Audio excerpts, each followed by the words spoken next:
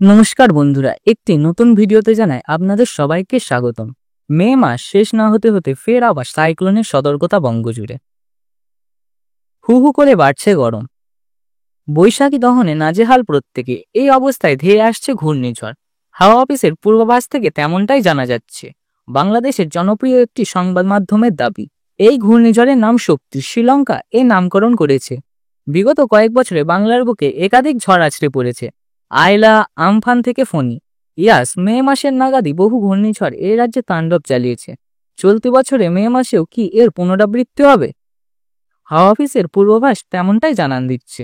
অপর বাংলার একটি প্রথম সারির সংবাদ মাধ্যমের দাবি, এই ঘূর্ণিঝড়ের নাম শক্তি। তবে আঞ্চলিক হাওয়া অফিসের তরফ থেকে এই ঝড়ে অন্য কোনো আগাম সতর্কতা জারি হয়নি।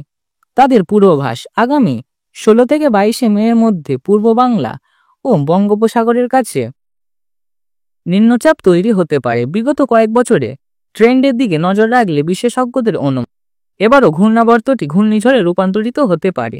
হাওয়া অফিসের এই বিষয়ে জানাচ্ছে, ঘূর্ণাবর্তটি আদৌ ঘূর্ণিঝড়ে রূপান্তরিত হবে কিনা সেটা আগে থেকে বলা যায় না।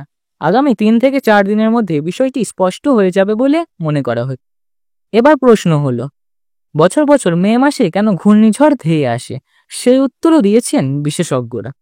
এর অন্যতম কারণ হলো এই সময় সমুদ্রের জলে উষ্ণতা বৃদ্ধি, সাইক্লোন সিজন ও জলীয় বাষ্প যুক্ত ও পূবালি হাওয়া। এইসবের জেরে মে মাসের নাগাদ ঘূর্ণিঝড় ধেয়ে আসে বলে খবর। এবারও এমনটাই হয়, সেদিকে নজর থাকবে সকলে। এইরকম ভিডিও যদি ভবিষ্যতে আরও দেখতে চান তাহলে আমাদের চ্যানেলটিকে সাবস্ক্রাইব করুন এবং আপনার জেলায় কেমন আবহাওয়া পাচ্ছেন কমেন্ট করে জানাতে ভুলবেন না।